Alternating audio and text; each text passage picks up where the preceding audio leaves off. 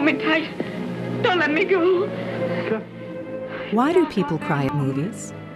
Why do sports fans get so excited during a game? Why do they feel anxious if their team is losing? The answer? Mirror neurons, a set of brain cells on either side of the head that might explain why people feel empathy. What we've found is the mechanism that underlies something which is absolutely fundamental to the way that we see other people in the world. The mirror neuron was first discovered at the University of Parma in Italy. Researchers there identified a neuron that fires both when a monkey picks up a peanut and when the monkey watches someone pick up a peanut. The same neurons, one neuron, fire both when the monkey observes something and when monkey is doing something. It's almost unbelievable.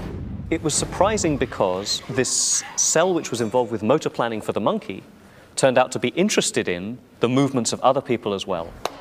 The brain uses the mirror neurons to mirror the movements it sees. And this happens in people too.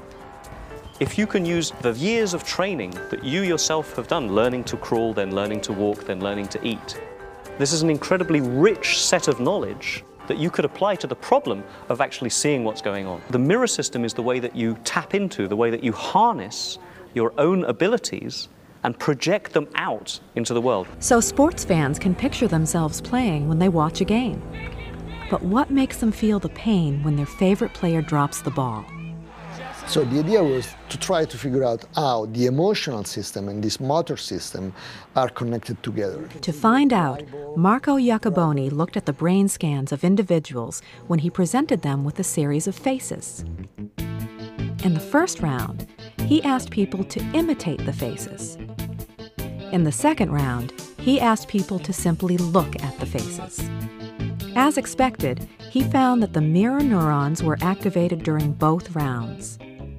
But in addition, he found that the happy area of the brain lit up whenever people either imitated or looked at happy faces. So he thinks the mirror neurons can send messages to the emotional system in our brain. And that's the mechanism that allows us to feel empathy with other people. We strongly believe that that's a unifying mechanism that allows people to actually connect at a very simple level. There he is. So what happens if the mechanism is broken? It's been known for some time that children with autism could be quite intelligent, but have a profound deficit in social interaction. Christian likes to play. But like many kids with autism, he prefers to play alone. He has a hard time communicating and does not always understand questions. So, Christian, can you tell me what you did in school today? Doing well. You're doing Dr. well? Ramachandran and his graduate student hope to gain understanding of autism by studying the brainwaves of children like Christian. So we're going to be reading your brainwaves with this cap. When mirror neurons are working correctly, they fire both for doing an action and seeing the same action. So for most people, the brainwaves for doing and seeing look the same. But for Christian, the waves look different.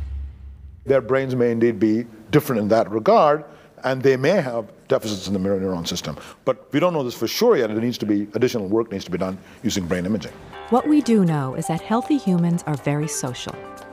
Everybody's interested in this question. What makes humans unique?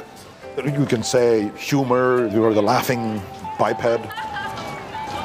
Language, certainly, okay? But another thing is culture. And a lot of culture comes from imitation, watching your teachers do something. So it sounds like the mirror neuron is a big part of what makes us human. There would be very little point in having a mirror system if you lived on your own. There'd be a lot of point in having a digestive system if you lived on your own. There'd be a good point in having a movement system if you lived on your own. There'd be a good point in having a visual system if you lived on your own. But there'd be no point in having a mirror system. The mirror system is the most basic social brain system. It's a brain system which there's no point in having if you don't want to interact or relate to other people.